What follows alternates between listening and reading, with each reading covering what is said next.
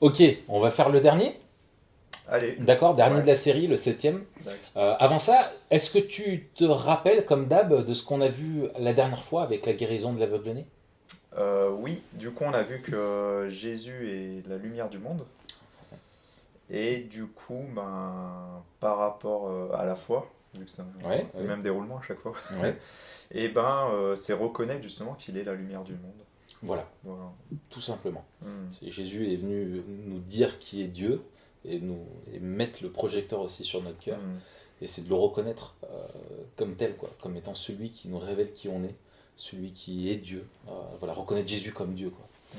Ok, alors on passe au septième, on va aller dans Jean, chapitre 11, et on va lire les versets 1 à 44. Tu vas voir, c'est en même temps un passage assez triste, Hmm. et en même temps, il y a de très belles choses. Et comme c'est le dernier, t'imagines bien que le dernier apporte aussi, on va aller encore un peu plus loin, d'accord, Hmm. sur la compréhension de qui est Jésus. D'accord. Ok, alors peut-être qu'on va couper en deux Ouais. la lecture. Ça me semble bien, peut-être, si tu veux lire jusqu'au verset euh, 19, et puis je peux lire la suite. Ok, ouais. Ok. Nickel. Ok. Jésus ressuscite Lazare. Il y avait un homme malade, c'était Lazare de Béthanie, le village de Marie et de sa sœur Marthe. Marie était celle qui versa du parfum sur les pieds du Seigneur et qui les essuya avec ses cheveux. C'était son frère Lazare qui était malade. Les sœurs envoyèrent dire à Jésus: Seigneur, celui que tu aimes est malade. À cette nouvelle, Jésus dit: Cette maladie n'aboutira pas à la mort, mais elle servira à la gloire de Dieu, afin qu'à travers elle la gloire du Fils de Dieu soit révélée. Or, Jésus aimait Marthe, sa sœur, et Lazare. Quand il eut appris que Lazare était malade, il resta encore 2 jours à l'endroit où il était. Puis il dit aux disciples: Retournons en Judée. Les disciples lui dirent: Maître, tout récemment les Juifs cherchaient à te lapider et tu retournes là-bas? Jésus répondit: N'y a-t-il pas 12 heures de jour? Si quelqu'un marche pendant le jour, il ne trébuche pas, parce qu'il voit la lumière de ce monde. Mais si quelqu'un marche pendant la nuit, il trébuche, parce que la lumière n'est pas en lui. Après ces paroles, il leur dit: Notre ami Lazare s'est endormi, mais je vais aller le réveiller. Les disciples lui dirent: Seigneur, s'il est endormi, il sera guéri. En fait, Jésus avait parlé de la mort de Lazare, mais ils crurent qu'il parlait de l'assoupissement du sommeil. Jésus leur dit alors ouvertement: Lazare est mort, et à cause de vous, afin que vous croyiez, je me réjouis de ce que je n'étais pas là. Mais allons vers lui. Là-dessus, Thomas, appelé Didyme, dit aux autres disciples: Allons-y, nous aussi, afin de mourir avec lui. À son arrivée, Jésus trouva que Lazare était depuis 4 jours déjà dans le tombeau. Béthanie était près de Jérusalem, à moins de 3 kilomètres, et beaucoup de Juifs étaient venus chez Marthe et Marie pour les consoler de la mort de leur frère.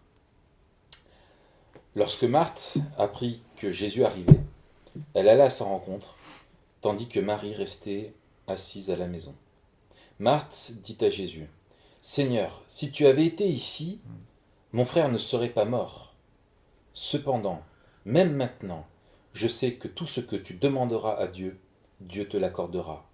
Jésus lui dit: Ton frère ressuscitera. Je sais, lui répondit Marthe, qu'il ressuscitera lors de la résurrection, le dernier jour.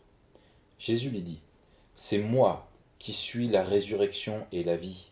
Celui qui croit en moi vivra, même s'il meurt. Et toute personne qui vit et croit en moi ne mourra jamais. Crois-tu cela? Elle lui dit: Oui, Seigneur, je crois que tu es le Messie, le Fils de Dieu, qui devait venir dans le monde. Après avoir dit cela, elle alla appeler secrètement sa sœur Marie en lui disant: Le Maître est ici et te demande. À ces mots, Marie se leva sans attendre et alla vers lui. Jésus n'était pas encore entré dans le village, mais il était à l'endroit où Marthe l'avait rencontré. Les Juifs qui étaient avec Marie dans la maison et qui la consolaient la virent se lever soudain et sortir. Ils la suivirent en disant « Elle va au tombeau pour y pleurer ». Marie arriva à l'endroit où était Jésus. Quand elle le vit, elle tomba à ses pieds et lui dit « Seigneur, si tu avais été ici, mon frère ne serait pas mort. » En le voyant pleurer, elle et les Juifs venus avec elle, Jésus fut profondément indigné et bouleversé. Il dit « Où l'avez-vous mis ?» Seigneur, lui répondit-on, viens et tu verras. Jésus pleura. Les Juifs dirent alors, voyez comme il l'aimait. Et quelques-uns d'entre eux dirent, lui qui a ouvert les yeux de l'aveugle, ne pouvait-il pas aussi faire en sorte que cet homme ne meure pas? Jésus de nouveau, profondément indigné, se rendit au tombeau. C'était une grotte. Une pierre fermait l'entrée. Jésus dit, enlevez la pierre. Marthe, la sœur du mort, lui dit, Seigneur, il sent déjà, car il y a 4 jours qu'il est là. Jésus lui dit, ne t'ai-je pas dit que si tu crois, tu verras la gloire de Dieu? Ils enlevèrent donc la pierre de l'endroit où le mort avait été déposé. Jésus leva alors les yeux et dit, Père, je te remercie de ce que tu m'as écouté. Pour ma part, je savais que tu m'écoutes toujours, mais j'ai parlé à cause de la foule qui m'entoure, afin qu'ils croient que c'est toi qui m'as envoyé. Après cela, il cria d'une voix forte, Lazare, sors! Et le mort sortit, les pieds et les mains attachés par des bandelettes et le visage enveloppé d'un linge. Jésus leur dit, détachez-le et laissez-le s'en aller. Beaucoup de Juifs qui étaient venus auprès de Marie et qui virent ce que Jésus avait fait crurent en lui. Mais quelques-uns d'entre eux allèrent trouver les pharisiens et leur racontèrent ce que Jésus avait fait. Waouh! C'est fort encore, hein? Ouais, non, c'est clair. Alors, on va maintenant se poser les mêmes questions un petit peu que d'habitude. On va réfléchir à ce qu'on apprend sur l'homme. Quand Jésus arrive finalement à la maison de Lazare, enfin proche de la maison de Lazare plus précisément, comment se sentent les sœurs de Marie? Qu'est-ce qu'elles vivent, ces sœurs? Les sœurs de Lazare, pardon, excuse-moi. Oui, ouais, j'ai bien compris. Qu'est-ce qu'elles ressentent? Ben, c'est le deuil. Bah ouais. Elles sont en deuil, leur frère vient de mourir. Ouais. Ouais. Leur frère vient de mourir. Ils sont- Est-ce qu'elles avaient cherché tous les moyens pour le sauver de la mort? Ah. Dans le sens, excuse-moi, peut-être ma question n'est pas claire, mais est-ce elles ont tout fait pour ne pas qu'il meure, puisqu'elles ont appelé Jésus, qui était leur ami, et qui en plus, elles le savaient, Jésus avait fait des miracles et pouvait le sauver. Donc comment on voit qu'elles se sentent quand Jésus arrive? Comment elles se sentent? Quand elles le voient? Non, je comprends pas bien où tu Eh en ben, viens, je t'avoue. tu vois, elles lui disent, si tu avais été là, Oui, il ne oui. serait pas mort. Et Ouais, Jésus est leur ami. Elles l'ont envoyé le chercher. Mmh. Et Jésus a tardé à venir. Et leur frère est mort. Ouais, donc elles lui en veulent un peu dans ce cas-là. Elles ont du regret peut-être. Ouais, ça me semble pas mal ça. Ouais. Du regret, elles sont tristes. Elles se disent, si Jésus avait été présent, ça serait différent. Ouais, donc on aurait pu faire autrement pour qu'il soit présent. Ouais, enfin en tout cas, Non. s'il avait été présent, Plutôt. si lui avait pu venir plus vite, eh ben ça ne serait pas trop tard. Oui, oui. Marthe dit quand même que que Jésus, s'il demande à Dieu, Dieu lui accordera. Donc on pourrait se dire, elle pense que Jésus peut le ressusciter. Et quand Jésus dit qu'il le ressuscitera, elle dit oui, je sais ça arrivera à la fin des temps. Oui, oui. Il y aura la résurrection. Donc on a l'impression quand même que euh, maintenant c'est trop tard, quoi. Oui, oui. Que dit la foule à propos de Jésus? Tu vois, Vers où? c'est par ici, je crois.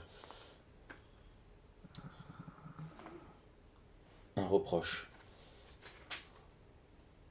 Ah oui, au verset 37 du coup. Euh, Lui qui... Alors du coup, quelques-uns d'entre eux dirent, lui qui a ouvert les yeux de l'aveugle, ne pouvait-il pas aussi faire en sorte que cet homme ne meure pas? Voilà. Ouais, donc un manque de volonté, on lui reproche. Voilà. Peut-être. Ouais. Mm. Il aurait pas pu faire autrement. Lui qui a des pouvoirs, là, il a été dépassé, quoi. Il Ouais, s'est ouais. laissé. Voilà. Et maintenant Mm. qu'il est mort, ce pauvre Lazare, c'est trop tard, quoi. Ouais, c'est trop tard. Ouais. Mm. Ok. Ouais, on lui reproche du coup qu'il ne soit pas intervenu. Ouais. Qu'est-ce que ça t'évoque, la mort? Ben, la mort, c'est sombre, c'est... Ouais, c'est triste, c'est l'isolement, la fatalité, c'est noir, enfin, Ouais. il y a tout plein, enfin, C'est c'est terrible. plutôt glauque, hein, Ouais, ouais, c'est ouais. Et inévitable. inévitable. Ouais, voilà. C'est inévitable, c'est quelque chose auquel on est tous confrontés un jour, Mm. auquel nos proches sont confrontés un jour. Et la mort, c'est aussi la mort de tout espoir. On voit que là, il est mort, et du coup, il n'y a plus aucun espoir pour tout le monde. La mort, c'est la réalité la plus atroce qu'on rencontre dans notre vie, hein. C'est Oui, terrible. oui, c'est une fatalité, hein. Ouais. C'est... Ouais. Ok. Ouais. D'accord. Alors, qu'est-ce qu'on apprend maintenant sur Jésus dans ce texte?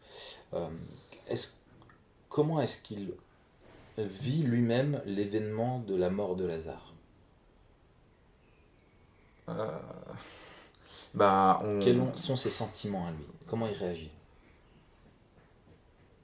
on voit qu'il l'aimait, Ouais, donc il est pris de compassion aussi, ouais, parce que c'est le deuil autour de lui, donc il reste pas indifférent à ça. ouais, Donc il est pris par ce sentiment-là, il pleure, on voit ouais, aussi. Donc il est triste, tout ouais, simplement. ouais. Le, Ouais. le texte nous dit, hein, que c'était un ami de la Oui, famille. oui. Il l'aimait et les gens connaissaient cette relation qu'ils avaient. Et est-ce que, en fait, Jésus, en venant sur terre, a tout partagé Mm. de notre humanité, y Oui. compris la réalité du deuil, la réalité de la mort, de la souffrance, quoi. Mm. Il ira jusqu'à lui-même mourir pour nous. Mais je crois que on peut dire que tout ce qui nous attriste Dieu encore plus. Euh, et à ton avis, est-ce qu'il pleure juste parce qu'il est triste de la mort de son ami, sachant qu'il va le ressusciter et que lui-même a Oui. retardé sa venue, ou est-ce qu'il pleure aussi pour une autre raison? Tu vois, quand regarde les versets, par exemple, 34 jusqu'à 38. Tu vois, Jésus, Ben, il voit les gens, pardon, verset 33 aussi, tu vois. En la voyant pleurer, elle avec les Juifs venus avec elle, il fut profondément indigné et bouleversé. Ensuite, il pleure, et ensuite, il nous est redit encore, tu il est vois, indigné, au ouais. verset 38, que face à la réaction des gens qui disent, voilà, il n'aurait pas pu faire autre chose, il est de nouveau profondément indigné. Mm. Je pense qu'il est triste parce qu'on lui... Il sert de bouc émissaire, en fait. Dans ce deuil, les gens le pointent du doigt, donc peut-être il y a une injustice aussi. Ouais. Je sais pas. Alors, tu dirais une injustice? Pas une injustice, mais du coup, il sert de bouc émissaire et il y a tout le monde qui lui reproche, en fait, de ne pas être intervenu alors que lui pouvait, tant que les autres ne pouvaient pas. Ouais. Et... Et voilà, et les gens pensent que maintenant c'est trop tard. Oui, oui, c'est la mort. c'est trop tard. Ouais. Donc il pense que la limite de l'intervention de Jésus, elle est là. Mm. C'est qu'il il peut délivrer de la maladie, peut-être qu'il peut marcher sur l'eau, mais est-ce qu'il peut délivrer de la mort, quoi? Ça, c'est quelque chose, en tout cas, qui ressort, et je crois que Jésus pleure, non seulement parce que, face à la mort, lui-même comprend mieux que personne que la mort, c'est la conséquence de quelque chose d'autre. La mort, c'est la conséquence du fait qu'on est pécheur et séparé de Dieu. Et que la mort, c'est un jugement de Dieu. C'est la conséquence du péché qui est en nous, qui impacte absolument tout dans la création et en nous. Et on est condamné à connaître la mort. Et Jésus, lui, comprend mieux que quiconque, tu vois, toute cette réalité-là. Mais en plus de ça, je crois que Jésus aussi voit que les personnes ne voient pas en lui la solution de la mort. Il pense que maintenant c'est trop tard. Et que ça aussi c'est quelque chose qui l'attriste, parce que avant, regarde le verset 14, Ouais. Jésus dit ouvertement que Lazare est mort, et à cause de vous, afin que vous croyiez, je me réjouis de ce que je n'étais pas là. Donc lui, son objectif, c'est d'aller le ressusciter, et quand il arrive sur place, il voit que les gens, ils ne croient pas en ça. Ouais. Ils ne croient pas que c'est possible. Ils sont tristes, ils lui font que des reproches. Et c'est pour ça qu'après il dit, mais c'est pour eux que je fais ça, tu vois, pour démontrer que j'ai ce pouvoir. Ok. D'accord. Du coup, quel est le but, à ton avis, de la résurrection de Lazare? Pourquoi est-ce que Jésus fait exprès d'être en retard? Alors, je me suis un peu auto-spoilé déjà, mais... Du coup, en fait, pour que les gens voient et croient. Enfin, croient justement pour briser leur incrédulité quelque part. Voilà, et qu'est-ce qu'il montre en le ressuscitant, en le ramenant à la vie? Jésus est Qu'il capable est de le quoi? Fils de Dieu. C'est Ouais. c'est la gloire du Père, quoi. Ouais, et qu'il est capable donc de quoi? De sauver de la mort. Voilà. Ouais. Et Jésus le dit lui-même, il est la résurrection et la vie. D'accord? Donc, symboliquement, dans ce miracle, il y a quoi? Il y a Jésus qui ramène d'entre les morts à la vie. D'accord? Il y a Jésus qui est plus fort que la mort. Et comment est-ce qu'il fait concrètement pour ressusciter Lazare? Concrètement, il entre dans la grotte, enfin dans le tombeau. T'es sûr? Regarde. Non? Il lui dit de sortir. Voilà. Il se met devant, il demande à ce qu'on ouvre la porte. Oui, voilà. Ouais. De l'extérieur, il fait quoi? Il dit il crie d'une voix forte, Lazare sort. Voilà. Donc il ordonne à Lazare de sortir. Exactement. Et donc il le sauve comment? Ouais, par la bouche, la parole. Par la parole. Ouais. Sa parole permet, par sa déclaration, il ramène son ami de la mort à la vie. D'accord? C'est la puissance de sa parole qui engendre la vie dans Lazare. D'accord? Et Jésus nous montre là quelque chose et qui est important pour notre foi. C'est le troisième point. Qu'est-ce qui est important là dans ce texte qu'on voit au verset par exemple 42 à propos de la foi? Jésus nous révèle pourquoi est-ce qu'il a été envoyé, dans quel but? Afin que tous croient qu'il a été envoyé par Dieu. Voilà. Donc il va ressusciter Lazare dans le but que tous croient en lui. Que l'on croit en lui. Ouais. Et que l'on croit qu'il est capable de quoi? Enfin, qu'il est qui? Qu'il est qui? Enfin, qu'il est qui? Ouais, c'est un peu bizarre comme formulation, mais voilà. Euh, De quoi c'est une question? Ouais, Ah! voilà. Euh, Bah, qu'il est le Fils de Dieu. Voilà, Oui, oui, c'est voilà, ça. ouais, ouais. Et qu'il est celui, quand il dit qu'il est la Mm. vie, et la résurrection et la Oui, vie, oui. il dit que en lui, c'est sa personne Mm. qui nous promet la résurrection. La résurrection, c'est la promesse que un jour, que la mort n'est pas l'état Mm. final, mais que un jour, il nous ramènera à la vie dans un corps physique. Et ça sera dans le cadre de la dernière étape du plan de Dieu, de son jugement. Et Jésus sera celui qui nous ramènera à la vie et qui nous donnera la vie de Dieu elle-même en nous, quoi. Une vie qui n'est plus impactée par le péché. Donc une vie qui n'a plus de fin, une vie qui ne connaîtra plus les souffrances, la maladie, une vie qui ne connaîtra plus le péché, une vie dans l'éternité, dans une nouvelle terre, une nouvelle création. Tu vois, là, cette résurrection de Lazare ouvre la porte à ça, que on va arriver à cette nouvelle création. Mm. Et c'est marrant parce que c'est le dernier miracle, et le Ah prochain, oui, ça sera celui de la résurrection de Jésus. d'accord. Ok.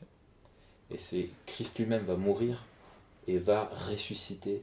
Et une fois qu'il est mort et qu'il est ressuscité, il Mm. a payé pour notre dette, pour le péché, il a pris notre place sur la croix, et il peut nous offrir sa vie. Il peut nous offrir, faire ce troc à la croix, tu vois, de prendre notre culpabilité Mm. et de nous donner sa justice. Et c'est ça qui est extraordinaire. Mm. Jésus, par sa parole, nous amène à la vie. Et donc il faut avoir confiance en sa parole, il faut avoir confiance en lui. Mm. Tu vois, Ouais. la foi, elle nous délivre du péché, mais aussi de la mort. Et la foi en lui nous donne aussi la vie éternelle. Non pas parce que notre foi a de la puissance et de la valeur, mais parce que lui est tout puissant. Mm. Parce que lui a une parole qui est infaillible, quoi. Et du Oui. coup, on arrive au dernier point. Oui. Qui, Mm. qu'est-ce que tu vas dire à tes amis sur ce qui est nécessaire pour avoir la vie éternelle? Pour avoir, bah, qu'il faut croire en Jésus, Ouais, qu'il sauve de la mort, du péché, quoi. voilà. Ce qui nous, Mm. c'est pas une chose, c'est pas par une chose qu'on peut acquérir la vie éternelle en faisant quelque chose. Mm. D'accord? C'est Christ lui-même qui est la vie et la résurrection. Mm. Et nous, on doit croire en lui. D'accord? Mm. Tu vois, c'est ce que Marie a répondu, non, Marthe, pardon, a répondu quand elle lui dit Seigneur, je crois que tu es le Messie. Et quand Oui, elle, tu vois, c'est de dire, bah voilà, nous, on veut, on croit que tu as ce pouvoir de résurrection, que tu es, que c'est en toi qui est la vie éternelle. D'accord? oui. Donc, qu'est-ce qu'on apprend sur Jésus dans ce miracle? Ben, ouais, alors sur ce miracle, bah, que la mort ne peut rien contre lui. Enfin, qu'il a tout pouvoir sur la mort. Ouais, exactement. Ouais. Exactement. Jésus Mm. est la résurrection et la vie. C'est de la façon de dire positive. Oui, ouais, ouais. Et négative, c'est qu'il détruit le pouvoir de la mort et le pouvoir du péché, puisque la mort est la conséquence du péché. D'accord. Et à propos de la foi, Ben, de la foi, bah, je dirais, comme quoi elle n'a pas de limite en fait, que Jésus est capable de tout et que en croyant en Jésus, eh ben, on est sauvé de la mort. voilà, exactement. Exactement. Et que après la mort, on a que même si on meurt, on vivra. Mm. On a cette assurance d'avoir la Ouais. vie éternelle Mm. avant notre mort. Ouais. Et ça, c'est une assurance qu'on peut avoir aujourd'hui, maintenant. Et c'est ça le cœur de l'évangile. C'est de dire que il faut croire de tout son cœur en la mort et la résurrection de Jésus. La foi chrétienne, elle est indissociable de ça. Voilà. Et là, tu vois, on a étudié ensemble simplement Ouais. les 7 miracles. Mais toi, à ton tour, tu vas pouvoir transmettre ça à d'autres. Et l'idée, c'est d'encourager les personnes à lire l'ensemble de l'évangile. Et toi, tu peux revenir sur les miracles. Dans Jean, il n'y a pas que les miracles. Les miracles ne nous disent pas tout, mais ils nous permettent de placer notre confiance en Jésus, nous disent de quoi on peut être sauvé par Jésus. Ok, et qui il est. Et en même temps, dans le récit de l'évangile, on a sa mort, sa résurrection, on a tout son enseignement, tout le témoignage qui nous est donné sur ce Jésus qui est la lumière du monde, qui est la résurrection et la vie, qui est celui qui nous sauve. Donc tu peux amener tes amis à lire l'ensemble de l'évangile, leur montrer les 7 miracles, et voilà, et les amener tout doucement à découvrir aussi qui est ce Jésus qui sauve. Ok? Ouais, bah écoute, Bon, super. nickel. Merci. Hein, Nickel. d'avoir été Bah au merci Maca. à toi pour le temps passé et pour voilà, ces échanges-là qui sont toujours très riches, Merci à toi voilà. pour tes jeux de mots. Malgré moi. Malgré toi. Allez, à la prochaine. Allez, bye.